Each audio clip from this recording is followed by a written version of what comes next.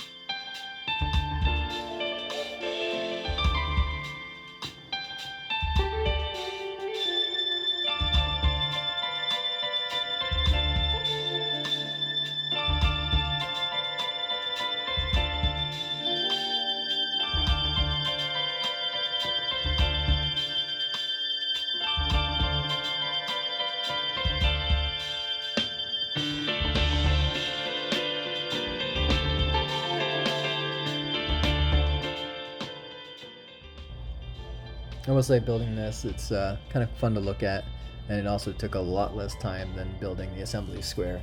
So it was kind of nice to take a little break and just kind of bust out a small, I think this was like 500 something pieces compared to thousands of pieces, which took multiple nights to do. Yeah, so I have some cool little features on top, and I look forward to converting it.